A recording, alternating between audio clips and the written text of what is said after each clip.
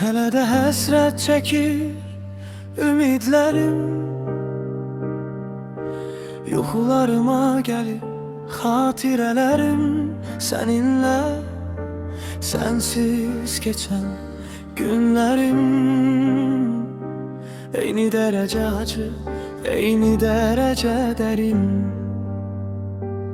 Baxıram köhnə şəkillərə, tək gülüşün qalıb, səsin isə yox. Adını çəkir dodaqlarım sakit, içimdə qopur qasırğa. Səndən xəbər yox.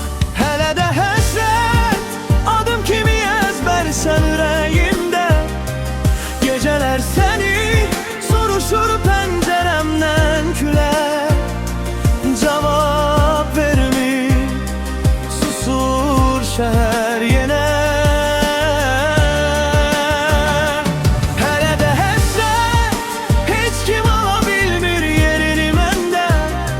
Səninlə sənsiz keçən o günlər yanır, kül olur, dönür külər. Səni də anlayıram, sonra özümü kim günahkardır deyə bilmirəm.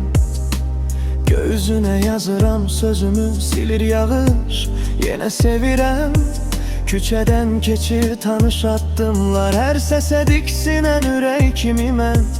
Yanımdan keçir ayrılıq illər, heç yerə çıxmayan yol kimi sən.